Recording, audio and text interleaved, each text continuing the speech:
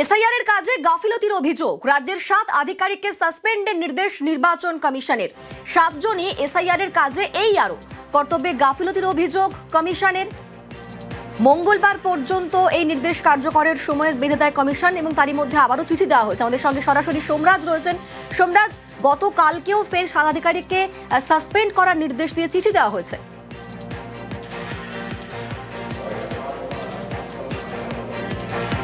দেখো, এর সঙ্গে মঙ্গলবার সময়সীমা কোনো সম্পর্ক নেই, কারণ মঙ্গলবারের যে সময়সীমা দেওয়া ছিল সেটা এর আগের ভোটার তালিকায় যে অবৈধ ভোটার ছিল তাদের বিরুদ্ধে সেই ঘটনায় যে সমস্ত আধিকারিকরা যুক্ত ছিলেন তাদের বিরুদ্ধে এফআইআর করার যে নির্দেশ নির্বাচন কমিশনের ছিল সেই সময়সীমা রাজ্যের মুখ্য সচিবকে মঙ্গলবার পর্যন্ত দেওয়া হয়েছে। কিন্তু এবারে এই যে 7 জন এইআরওকে সাসপেন্ড করা হয়েছে, এই 7 জন এইআরওকে যে সাসপেন্ডের নির্দেশ দেওয়া হয়েছে জাতীয় নির্বাচন কমিশনের তরফে, তার অন্যতম কারণ হচ্ছে এই যে ভোটার যখন ফর্ম অর্থাৎ শুনানির সময় যে ডকুমেন্ট আপলোড করা হয়েছে, এই আপলোড করার সময় দেখা যাচ্ছে একাধিক অবৈধ নথি আপলোড করে দেওয়া হয়েছে। বারবার সতর্ক করা সত্ত্বেও দেখা যাচ্ছে অবৈধ নথি আপলোড করে দেওয়া হয়েছে। আর সেই কারণেই এসআইআর এর কাছ থেকে এই 7 আধিকারিককে সাসপেন্ডের নির্দেশ রাজ্যের মুখ্য সচিবকে দিয়েছে জাতীয় নির্বাচন কমিশন। শুধু তাই নয়, ডিসিপ্লিনারি প্রসিডিং অর্থাৎ বিভাগীয় তদন্ত শুরু করারও নির্দেশ দেওয়া হয়েছে। যে 7 জন আধিকারিকের বিরুদ্ধে এই শাস্তিমূলক ব্যবস্থা নেওয়ার নির্দেশ নির্বাচন কমিশন দিয়েছে তাতে দেখা যাচ্ছে 2 জন WBCS র্যাঙ্কের অফিসারও রয়েছেন, অর্থাৎ 2 জন জয়েন্ট ভিডিও হিসেবে কাজ করছেন। ফলত সেই জায়গায় দাঁড়িয়ে জাতীয় নির্বাচন কমিশনের এই নির্দেশ প্রশাসনিক মহলে চর্চা ফেলে দিয়েছে, কারণ সাম্প্রতিক সময় এত সংখ্যক সরকারি আধিকারিকের বিরুদ্ধে শাস্তিমূলক পদক্ষেপ নেওয়ার নজির অন্তত নেই বলেই বলছে প্রশাসনিক মহল। ফলত সেই জায়গায় দাঁড়িয়ে গত সপ্তাহে যখন দেশের মুখ্য নির্বাচন কমিশনার জ্ঞানেশ কুমার বৈঠক করেন বিভিন্ন জেলার জেলাশাসক তথা ডিস্ট্রিক্ট ইলেকশন অফিসারদের সঙ্গে, সেই সময় কিন্তু তিনি সতর্ক করে দিয়েছিলেন, উদাহরণ হিসেবে তুলে ধরেছিলেন যে এসআইআর এর নথি হিসাবে আপলোড করা হচ্ছে কখনো সংবাদপত্রের কপি, কখনো পাসপোর্ট আপলোড করার কথা বলা হোক, সেখানে দেখা যাচ্ছে ব্ল্যাঙ্ক পেপার আপলোড করে দেওয়া হচ্ছে।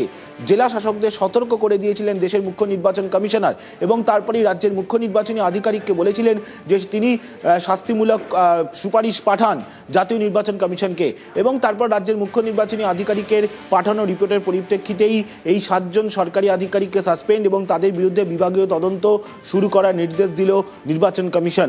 যদিও এই চিঠির পরে বিভাগীয় তদন্ত সংশ্লিষ্ট আধিকারিকের বিরুদ্ধে শুরু করা হবে নাকি বা এই বিষয়ে রাজ্যের তরফে আবার কোনো অনুরোধ জানিয়ে চিঠি দেওয়া হবে নাকি তা এখনো পর্যন্ত স্পষ্ট নয়, কিন্তু জাতীয় নির্বাচন কমিশনের তরফে এই সিদ্ধান্ত কার্যকর করার কথা বলে দেওয়া হয়েছে রাজ্যের মুখ্য সচিবকে, পাশাপাশি রাজ্যের মুখ্য নির্বাচনী আধিকারিককেও এই সিদ্ধান্ত কমপ্লাই করার কথা বলা হয়েছে।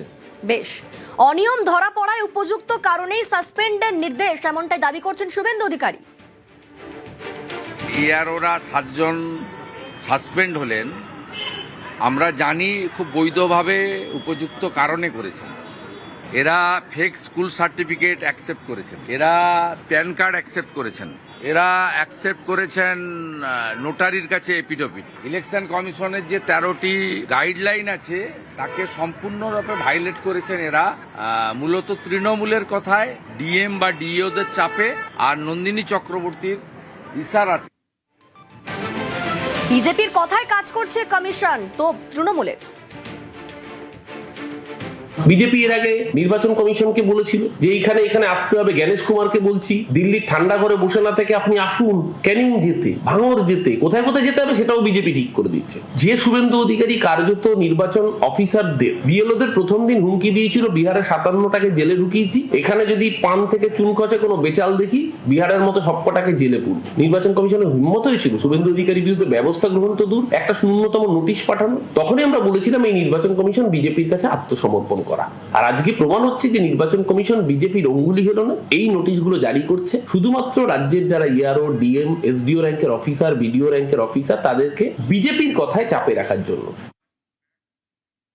এসআইআর এর ডকুমেন্ট আপলোডে একাধিক গাফিলতি, চূড়ান্ত তালিকা তৈরিতে সতর্ক রাজ্যের সিইও দফতর। ডিএমদের পাঠানো বিধানসভা ভিত্তিক ভোটার তালিকা স্ক্রুটিনি হবে, ঠিক কি সিদ্ধান্ত নেওয়া হয়েছে? আমাদের সঙ্গে সরাসরি রয়েছেন প্রতিনিধি সোমরাজ। সোমরাজ, এবার আরো সতর্ক সিইও দফতর।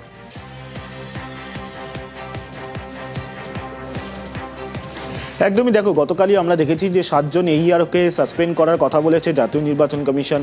পাশাপাশি গত সপ্তাহে দেশের মুখ্য নির্বাচন কমিশনার বৈঠক করেছেন জেলা শাসকদের সঙ্গে। সেখানে SIR এর নথি হিসাবে একাধিক অবৈধ ডকুমেন্ট আপলোড করে দেওয়া হচ্ছে, তা নিয়ে ক্ষোভ প্রকাশ করেন। কয়েকটি জেলার জেলা শাসকের কাজ নিয়ে ক্ষোভ প্রকাশ করেন। সেই জায়গায় দাঁড়িয়ে চূড়ান্ত ভোটার তালিকা প্রকাশের আগে যথেষ্টই সতর্ক রাজ্যের মুখ্য নির্বাচনী আধিকারিকের দপ্তর। বিশেষ করে এই চূড়ান্ত ভোটার তালিকা জাতীয় নির্বাচন কমিশনে বিধানসভা ভিত্তিক পাঠানোর আগে আরও এক দফা স্ক্রুটিনি এবং সুপার চেকিং করতে চায় রাজ্যের মুখ্য নির্বাচনী আধিকারিকের দপ্তর। বিভিন্ন জেলা শাসকদের কাছ থেকে তথা ডিস্ট্রিক্ট ইলেকশন অফিসারদের কাছ থেকে যে তালিকা রাজ্যের মুখ্য নির্বাচনী আধিকারিকের দপ্তরে এসে পৌঁছাবে, চেকিং করবেন। কোনো গাফিলতি ধরা পড়লে ফের জেলা শাসকদের কাছে পাঠিয়ে দেওয়া হবে সেই তালিকা। অর্থাৎ এই তালিকা জাতীয় নির্বাচন কমিশনের কাছে পাঠানোর আগে দফায় দফায় স্ক্রুটিনি ও সুপার চেকিং করতে চাইছে রাজ্যের মুখ্য নির্বাচনী আধিকারিকের দপ্তর। ইতিমধ্যেই জেলা শাসকদের কাছে সেই ইঙ্গিত পাঠিয়ে দেওয়া হয়েছে। উদ্দেশ্য একটাই, যাতে আগামী 28শে ফেব্রুয়ারি যে চূড়ান্ত ভোটার তালিকা প্রকাশ করা হবে সেটি যাতে নিখুঁত হয় এবং সেই তালিকা নিয়ে যাতে কোনো অভিযোগ না ওঠে আগামী দিনে। সেই কারণেই দফায় দফায় চেকিং স্ক্রুটিনি করতে চাইছে রাজ্যের মুখ্য নির্বাচনী আধিকারিকের দপ্তর, যেহেতু ইতিমধ্যেই ডকুমেন্ট আপলোড নিয়ে একাধিক অভিযোগ উঠতে শুরু করেছে। বেশ, আমাদের সঙ্গে তুমি থাকো।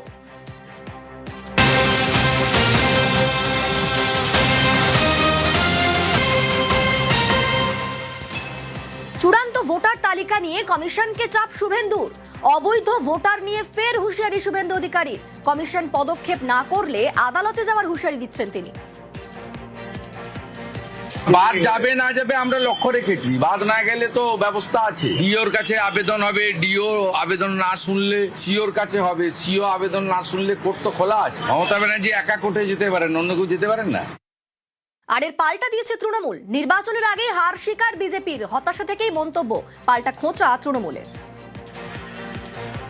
নির্বাচনের আগেই হার স্বীকার করে নিচ্ছে শুভেন্দু অধিকারী, কারণ চেয়েছিল নির্বাচন কমিশনকে দিয়ে 1,20,00,000 বৈধ ভোটারকে বাদ দিতে। এই অসভ্যতামি বাংলার মানুষ BLA-2 রুখে দিয়েছে। মুখ্যমন্ত্রী নিজে সুপ্রিম কোর্টে সওয়াল করেছেন, মাইক্রো অবজারভারদের দিয়ে ভোট চুরি করা আটকে দিয়েছে সুপ্রিম কোর্ট। হতাশাগ্রস্ত শুভেন্দু অধিকারী। কজন অবৈধ অনুপ্রবেশকারী পাওয়া গেছে, কটা রোহিঙ্গা পাওয়া গেছে নির্বাচন কমিশন জানাতে পেরেছে? সংখ্যাটা শূন্য। লিডার অফ অপোজিশন হতে গেলে 30টা আসন লাগে, এবার 30 পাবে না বিজেপি, সেই জায়গা তৈরি করে দেবে পশ্চিমবঙ্গের বাঙালি। SIR এর নয়া নির্দেশ কমিশনের। বাংলার বাড়ির নথি গ্রাহ্য নয় বলে জানিয়েছে কমিশন। প্রধানমন্ত্রী আবাস যোজনার নথিও গ্রাহ্য নয়, এমনটাই বলছে কমিশন।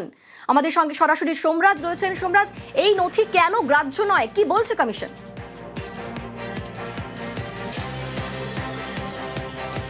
দেখো, যেহেতু এটি আর্থিক সুরক্ষামূলক প্রকল্প এবং এই প্রকল্পে সরাসরি বাসিন্দারা বা পরিবার আর্থিক সহায়তা পায়, সেই কারণেই জাতীয় নির্বাচন কমিশনের তরফে জানিয়ে দেওয়া হয়েছে যে বাংলার বাড়ি গ্রামীণ বা প্রধানমন্ত্রী গ্রামীণ আবাস যোজনা থেকে পাওয়া যে শংসাপত্র বা সার্টিফিকেটগুলি, সেখানে SIR এর নথি হিসাবে এই শংসাপত্রগুলি কোনোভাবেই গ্রহণ করা হবে না। তার কারণ জাতীয় নির্বাচন কমিশনের তরফে পাঠানো রাজ্যের মুখ্য নির্বাচনী আধিকারিককে স্পষ্ট জানিয়ে দেওয়া হয়েছে যে এই প্রকল্পগুলিতে আর্থিক সহায়তা দেওয়া হয়, কিন্তু SIR এর নথি হিসাবে যে পার্মানেন্ট হাউস সার্টিফিকেট বা ল্যান্ড সার্টিফিকেটের কথা বলা হয়েছে, সেখানেও সুপ্রিম কোর্টের নির্দিষ্ট গাইডলাইন রয়েছে এবং জাতীয় নির্বাচন কমিশনেরও গাইডলাইন রয়েছে। তাই সুপ্রিম কোর্টের গাইডলাইন বা জাতীয় নির্বাচন কমিশনের গাইডলাইন দুটিকে উল্লেখ করেই রাজ্যের মুখ্য নির্বাচনী আধিকারিককে জানিয়ে দেওয়া হয়েছে যে বাংলার বাড়ি গ্রামীণ বা প্রধানমন্ত্রী গ্রামীণ আবাস যোজনা বা ইন্দিরা আবাস যোজনার যে শংসাপত্রগুলি পেয়েছেন, যেগুলি আপলোড করে দেওয়া হয়েছে, অনেক ক্ষেত্রেই দেখা যাচ্ছে এই ধরনের শংসাপত্র আধার কার্ডের সঙ্গে আপলোড করে দেওয়া হয়েছে, এই শংসাপত্রগুলি SIR এর নথি হিসাবে গ্রহণ করা হবে না। রাজ্যের মুখ্য নির্বাচনী আধিকারিককে নির্দেশ দেওয়া হয়েছে যে অবিলম্বে এ রাজ্যের বিভিন্ন জেলার AEROদের এই বিষয় সম্পর্কে অবহিত করার জন্য। কারণ দেখা যাচ্ছে ডকুমেন্ট আপলোডের ক্ষেত্রে বেশ কিছু ক্ষেত্রে এই বাংলার বাড়ি গ্রামীণ বা প্রধানমন্ত্রী গ্রামীণ আবাস যোজনা থেকে পাওয়া শংসাপত্র বা সার্টিফিকেটগুলি আপলোড করে দেওয়া হয়েছে SIR এর নথি হিসাবে, তা কোনোভাবেই গ্রহণ করা হবে না বলেই জাতীয় নির্বাচন কমিশন জানিয়ে দিল। গত 21শে জানুয়ারি রাজ্যের মুখ্য নির্বাচনী আধিকারিক চিঠি লিখেছিলেন জাতীয় নির্বাচন কমিশনকে যে বাংলার বাড়ি গ্রামীণ বা প্রধানমন্ত্রী গ্রামীণ আবাস যোজনা থেকে পাওয়া সার্টিফিকেট বা শংসাপত্রগুলি SIR এর নথি হিসেবে গ্রহণ করা হবে কিনা, তার জন্যই অর্থাৎ সেই চিঠির উত্তরেই জাতীয় নির্বাচন কমিশন স্পষ্ট করে জানিয়ে দিল যে এই নথি SIR এর নথি হিসাবে গ্রহণ করা হবে না। বেশ, ধন্যবাদ সোমরাজ।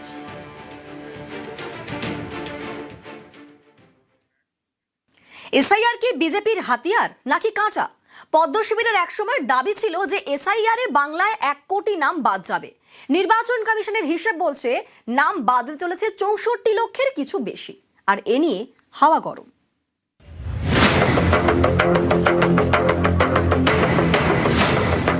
নাম তোলা বা খারিজ করার কমপ্লিট পাওয়ার ইআরওদের হাতে। যদি ভুয়া মানে সন্দেহজনক তাকে আপনি অ্যাকসেপ্ট করেন, সেক্ষেত্রে ইআরওদের বিরুদ্ধে আমরাও ফাইনাল ভোটার লিস্ট বেরোনোর পরে কোর্টে যেতে পারি। ইআরওরা যদি ভুয়া নাম রেখে দেয়, আমাদের কাছে যদি তথ্য থাকে, আমরা ডিইওর কাছে আপিল করতে পারবো এবং ডিএম যদি আমাদের বক্তব্য না নেন, ভাইট করে, আমরা কিন্তু ফাইনালি সিওর কাছে আসতে পারবো। বিজেপি একটা মরিয়া চেষ্টা চালাচ্ছে নাম কাটাবার, কিন্তু এখনো পর্যন্ত সেটা 64 লাখে আছে, যেটা অন্য রাজ্যে ভোটার লিস্টে কারচুপির যে চক্রান্তটা সফল হয়েছিল, এই রাজ্যে সেটা হোঁচট খাচ্ছে। পশ্চিমবঙ্গে এসআইআর শুনানির ডেডলাইন ছিল শনিবারের হিসেব অনুযায়ী 64,81,595 জন ভোটারের নাম বাদ যেতে পারে। এ নিয়ে ফের রাজ্য রাজনীতির হাওয়া গরম, কারণ এসআইআরকে একাধিকবার হাতিয়ার করার চেষ্টা করেছে বিজেপি। পদ্ম নেতাদের গলায় শোনা গিয়েছে হুঙ্কার। দাবি করেছেন এ রাজ্য থেকে প্রায় 1 কোটি ভোটারের নাম বাদ যাবে, যা তৃণমূলের ভোট ব্যাংকে প্রভাব ফেলবে।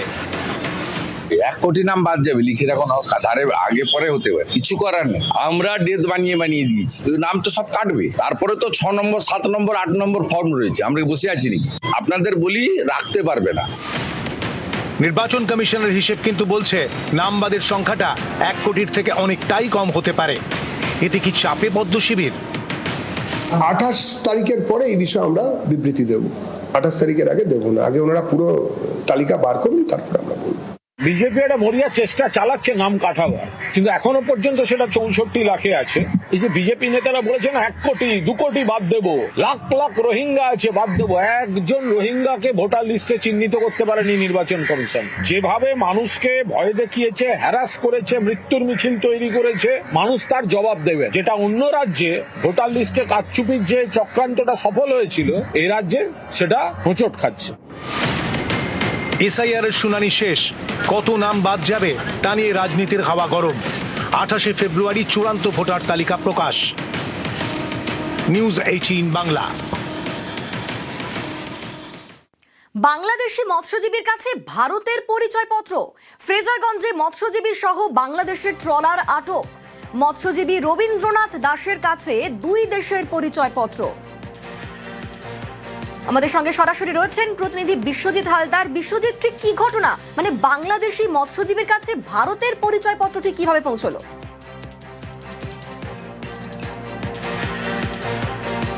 হ্যাঁ দেখো, একেবারেই চাঞ্চল্যকর তথ্য। গতকাল ফ্রেজারগঞ্জ যে উপকূল রক্ষী বাহিনী রয়েছে তারা কিন্তু ভারতীয় জলসীমানায় বাংলাদেশি একটি মৎস্যজীবী ট্রলার তারা আটক করে এবং সেই ট্রলারটির নাম হচ্ছে FB সাগর। এবং এই ট্রলারটি আটক করার পর যখন আজকে সকালে ফ্রেজারগঞ্জ মৎস্যবন্দরে যখন নিয়ে আসা হলো এবং সেই ট্রলারে 28 জন মৎস্যজীবী ছিলেন এবং তাদের যখন পরিচয়পত্র খতিয়ে দেখা হচ্ছিল, সেই সময় একজন যে এই 28 জনের মধ্যে একজন যে মৎস্যজীবী রবীন্দ্রনাথ দাস, তার কাছে একেবারে যে বাংলাদেশ এবং ভারতের সচিত্র পরিচয়পত্র তার কাছে রয়েছে। স্বাভাবিকভাবে পুলিশ কিন্তু এটা যখন দেখলো, স্বাভাবিকভাবে একটা চাঞ্চল্যকর পরিস্থিতি কিন্তু তৈরি হলো এবং তারপর এই মুহূর্তে তাকে ফ্রেজারগঞ্জ কোস্টাল থানায় এই 28 জনকে নিয়ে আসা হয়েছে এবং তাকে জিজ্ঞাসাবাদ করা হচ্ছে। আমরা যেটা ওই স্থানে যখন ঘটনা ঘটছিল তখন যেটা দেখলাম, যে অন্যান্য যে মৎস্যজীবী তারা যেটা বলছেন যে বাংলাদেশের এই যে ট্রলারটি FB সাগর, সেই ট্রলারের মালিক এই যে রবীন্দ্রনাথ দাসকে এই ট্রলারে তুলে দেন এবং তাদের কথা ছিল যে ভারতীয় জলসীমানায় এসে ভারতীয় কোনো একটি মৎস্যজীবী ট্রলার দেখতে পেলে তাদেরকে এই রবীন্দ্রনাথ দাসকে সেই ট্রলারে যেন তুলে দেওয়া হয়, এমনটাই কিন্তু চুক্তি ছিল সেই মৎস্যজীবীর তরফ থেকে, এমনটাই কিন্তু জানানো হচ্ছে। কি পাওয়া গেছে তার কাছ থেকে? এইভাবেও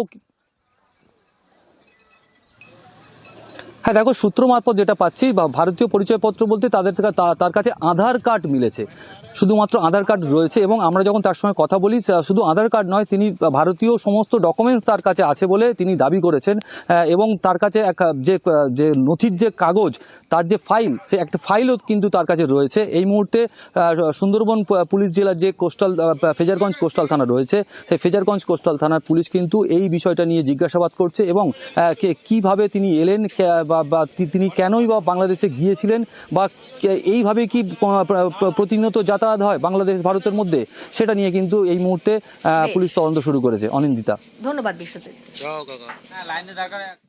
আমি জায়গা সম্পত্তি যখন ওখানকার সংখ্যাগরিষ্ঠ মানুষেরা দখল করে ফেলতেছে, তখন আমি ওইগুলো একটু আমার জায়গা সম্পত্তি রক্ষা করার জন্য আমি মাঝখানে আবার গেছিলাম।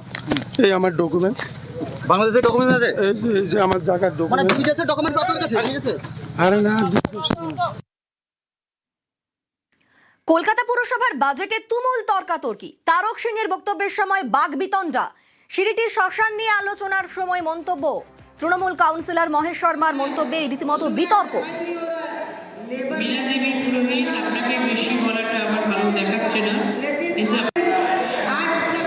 আমাদের সঙ্গে রয়েছেন প্রতিনিধি বিশ্বজিৎ সাহা। বিশ্বজিৎ, কি হলো বাজেটে?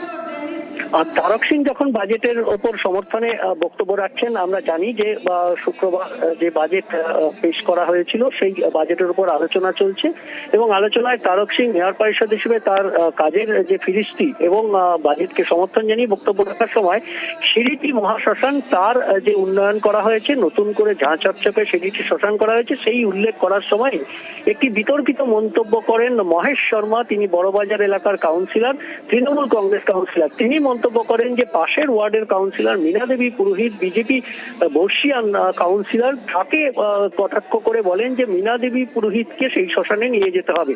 অর্থাৎ এই মন্তব্য, এই বিতর্কিত মন্তব্য ঘিরে কার্যত উত্তাল হয় বিজেপি যারা সদস্য বিজয় ওঝা এবং সজল ঘোষ, তারা প্রতিবাদ করেন এবং কার্যত পুরসভার যে অধিবেশন, সেই পুরসভার অধিবেশন উত্তপ্ত হয়ে ওঠে এবং তারপর যে সমস্ত তৃণমূল কংগ্রেসের নেতৃত্ব রয়েছেন, তৃণমূল কংগ্রেসের মেয়র পরিষদ রয়েছেন, যেমন সেখানে দেবাশিস কুমার থেকে শুরু করে অন্যান্যরা এগিয়ে এসে সেই বিতর্ক থামান।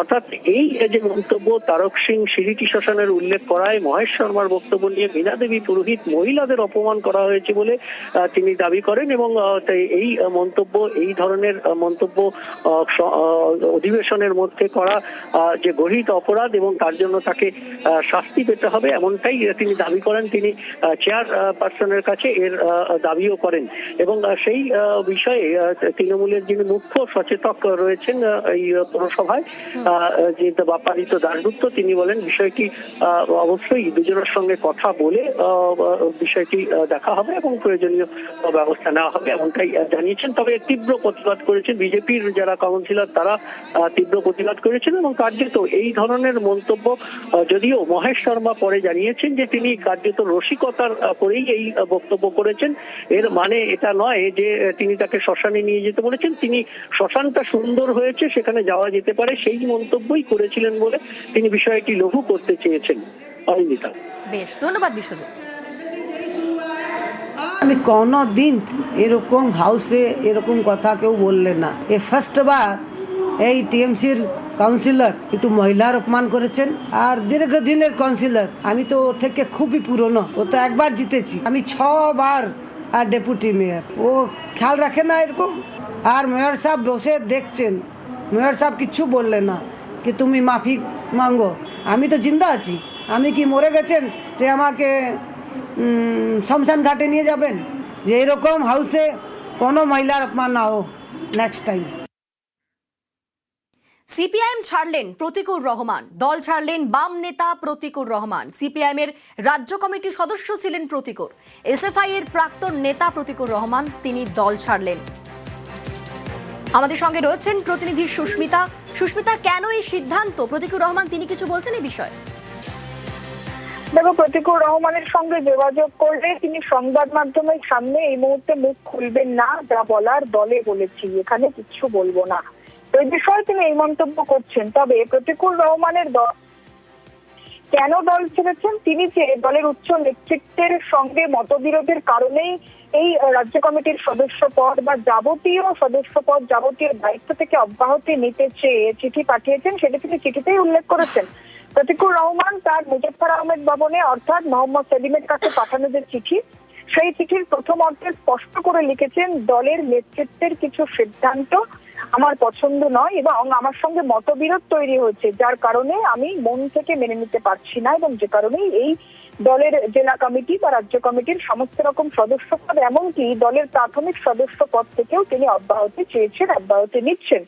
অর্থাৎ আমরা বেশ কিছুদিন আগে দেখেছিলাম ডায়মন্ড হারবার লোকসভা কেন্দ্রের গতবার 2024 এবং তরুণ প্রচার বলে যাকে তুলে আনা হয়েছিল সিপিএম এর তরফে প্রতিকুর রহমান, তিনি মোহাম্মদ সেলিমের সঙ্গে হুমায়ুন কবিরের যে বৈঠক রাজারহাটের হোটেলে, সেই বৈঠকটি তিনি ভালো মনে নেননি বা তিনি সহমত পোষণ করেননি সে বিষয়ে তিনি দলের ভিতরে যেমন মুখ খুলেছিলেন, দলের বাইরেও মুখ খুলেছিলেন। সেই প্রসঙ্গে তিনি বারবার বিরূপ মন্তব্য করেছেন। এমনকি কিছুদিন আগেই দক্ষিণ 24 পরগনা ডায়মন্ড হারবার কেন্দ্রের যে জেলা কমিটির যে বৈঠক, সেই বৈঠকেও জেলা কমিটির সদস্যদের সঙ্গে দক্ষিণ 24 পরগনা জেলা কমিটির সদস্যদের সঙ্গে তার বেশ কিছু বিষয়ে মতবিরোধ তৈরি হয়, ফলে তিনি জেলা কমিটির সদস্য পদ ত্যাগ করেন। যদিও পরবর্তী সময়ে রাজ্য কমিটির সদস্যদের হস্তক্ষেপ জেলা কমিটির সদস্যদের সঙ্গে প্রতিকুর রহমানের যে মতবিরোধ, সেই মতবিরোধে কিছুটা হলেও প্রলেপ লাগে। তবে পরবর্তী সময় তিনি রাজ্য কমিটির সদস্য পদ থেকেও আজ তিনি সেই সদস্য পদ থেকেও তিনি অব্যাহতি নিলেন, প্রাথমিক সদস্য পদ ছাড়লেন বলে মুজফ্ফর আহমেদ ভবনে তিনি চিঠি পাঠিয়েছেন। বেশ, ধন্যবাদ সুস্মিতা। বাংলার যুব সাথী প্রকল্প, সেই প্রকল্পের ক্যাম্পের আজ দ্বিতীয় দিন। কলকাতা সহ জেলায় জেলায় ক্যাম্পে লম্বা লাইন। মাসে 1500 বেকার ভাতা, অন্তত মাধ্যমিক পাশ করতে হবে আবেদনকারীকে, বয়স হতে হবে 21 থেকে 40 বছরের মধ্যে। আজ বিভিন্ন জায়গায় লম্বা লাইন। আজ এই যুবসাথী প্রকল্প ক্যাম্প শুরু হয়েছেন এবং যারা মাধ্যমিক, উচ্চ মাধ্যমিক, গ্র্যাজুয়েশন পাশ করেছেন কিন্তু আমাদের মতন যারা এখনও চাকরি পাননি, তাদের মাসে ব্যাংকে 1500 টাকা করে ঢুকে যাবেন এবং তারা যে ফর্ম ফিল আপ করছেন বা ইন্টারভিউতে যাওয়ার যেই খরচটা এই প্রকল্পে তাদের এই 1500 টাকায় চলে যাবে। খুশি? হ্যাঁ, আমি খুবই খুশি। আশা করছি এপ্রিল মাস থেকে 1500 টাকাটা যখন পাবো, চাকরি আমরা পরীক্ষা পড়াশোনা করছি, পাস করছি, উচ্চতর এক্সাম গুলো পাস করছি, বিভিন্ন জায়গায় দৌড়ঝাঁপ করতে হয়। আশা করছি 1500 টাকাটাতে অন্তত ফর্ম ফিল আপ করার টাকাটা উঠে আসবে এবং গাড়ি ভাড়াটা কিছুটা উঠে আসবে। আমাদের মতো যারা এখনো পরীক্ষা দিয়ে যাচ্ছি, যারা চাকরি পাওয়ার জন্য, তাদের অনেকটাই উপকার হবে। কলকাতার পাশাপাশি জেলার ছবিও দেখাবো, আলিপুরদুয়ারের ছবি দেখাচ্ছি। আলিপুরদুয়ারেও আজ যুব সাথীর ক্যাম্পে লম্বা লাইন। ও যুবসাথী ফর্ম ফিল আপ করতে আসছি, মাসে 1000-1500 টাকা দিবে। কতটা খুশি? খুশি, অনেকটাই খুশি। মানে কি বলবেন, রাজ্য সরকার দিচ্ছে, ধন্যবাদ জানাই। মানে কতটা সুবিধা হবে এই টাকাতে? হবে, ছেলে বেকার যুবকদের মানে মোটামুটি ভালোই সুবিধা। যেটা যুবতীদের যে একটা কি বলবো সাহায্যমূলক ইসে করবে আর কি, তার জন্য আমরা আজকে ফর্ম ফিল আপ করলাম। মানে কতটা সুবিধা এটা 1500 টাকা পেলে? অবশ্যই সুবিধা, কারণ অনেক যুবক যুবতী আছে যারা যে কোনো চাকরির জন্য বা যাতায়াতের জন্য একটা এক্সপেন্ডিচার হয়, যে খরচ হয়, তো সেখানে তো অবশ্যই ফর্ম ফিল আপের খরচা আছে, তো সেখানে যেটাই ন্যূনতম যেটা সাহায্য পাওয়া যাচ্ছে এটাই অনেক। রাজ্যে এবার বেকার ভাতা, গতকাল থেকে ক্যাম্প শুরু। ভোটের বাংলায় বেকার ভাতা নিয়ে হাওয়া গরম।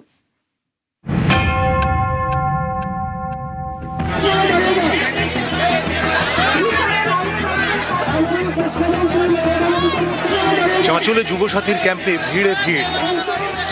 তো আমরা বেকার, এই টাকাটা আমাদের পড়াশোনা থেকে কাজে লাগবে। যারা এখনো পর্যন্ত চাকরি বাকরির জন্য চেষ্টা করছি কিন্তু এখনো পাইনি, তাদের জন্য অনেক উপকার হবে। मैं गवर्नमेंट को थैंक्स बोलना चाहती हूँ क्योंकि बहुत सारे युवा है इधर कालिम्पोंग में जो अभी तक अनएम्प्लॉयड है। हमारे बैंक अकाउंट पे 1500 पर मंथ दे रहे, उसके लिए बहुत बहुत शुक्रिया। মানুষ কিন্তু ধন্যবাদ জানাচ্ছে, মানুষ কিন্তু একটা এই ক্যাম্পে পার্টিসিপেট করছে, অংশগ্রহণ করছে, আমরা সেটাকেই সম্মান জানাই। মমতা বন্দ্যোপাধ্যায়ের জন্য প্রকল্প ঘোষণার পরে এত উচ্ছ্বাস, মানুষের উপস্থিতি গ্রহণযোগ্যতারই প্রমাণ। কাউকে যদি বহুদিন বছরের পর বছর কাউকে না খাইয়ে রাখা হয়, তারপরে খিচুড়ির লাইনে দাঁড় করিয়ে দেওয়া হলো, সেটা কি খুব গ্লোরিয়াস ব্যাপার? 50 টাকায় দিন চালাতে বলছেন, গুটকার পয়সার লাইনে দাঁড় করাচ্ছেন। কোন রকম লোভে পড়ে বাঙালি পা দেবেন না। বিজেপি আসবে, যারা ভাতা পাওয়ার যোগ্য অনেক বেশি পাবেন। বাংলার যুবসাথী এই প্রকল্পে বেকারদের অ্যাকাউন্টে টাকা দেবে রাজ্য সরকার, মাসে মাসে ১৫০০ টাকা করে। রবিবার থেকে এর জন্য আবেদন শুরু, ক্যাম্পে ক্যাম্পে ভিড়ে ভিড়।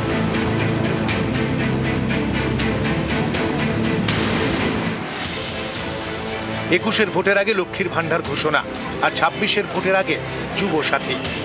রাজনৈতিক মহলের মতে এই প্রকল্প তরুণ প্রজন্মের ভোটকে তৃণমূলের দিকে টানতে পারে, ঠিক যেমনটা হয়েছিল ২১-এ। লক্ষ্মীর ভান্ডারের ঘোষণা ডিভিডেন্ড দিয়েছিল, মহিলারা ঢিলে ভোট দিয়েছিলেন তৃণমূলকে। ২০২১ সালে ক্ষমতায় ফেরার পরেই লক্ষ্মীর ভান্ডার চালু করে তৃণমূল সরকার। প্রথমে ছিল মাসে ৫০০ টাকা। ২০২৪-এর লোকসভা ভোটের আগে তা দ্বিগুণ করা হয়, ৫০০ থেকে ১০০০। সেই ফলও ২৪-এর ভোট বাক্সে মিলেছে।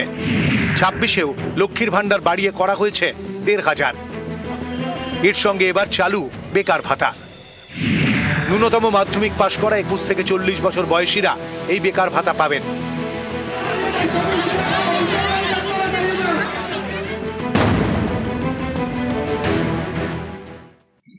সব জায়গায় লম্বা লাইন, এটাই প্রমাণ করে আমাদের দেশের, আমাদের রাজ্যের দারিদ্রতা কত।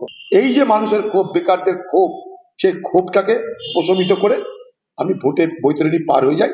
সারা দেশে কর্মসংস্থান যে হারে বাড়ছে, পশ্চিমবঙ্গে কিন্তু পরিস্থিতিটা অন্য। গোটা দেশে কর্মসংস্থানটা নেগেটিভ, পশ্চিমবঙ্গে উল্টো, কর্মসংস্থানটা বাড়ছে আর বেকারত্বের হারটা কমছে।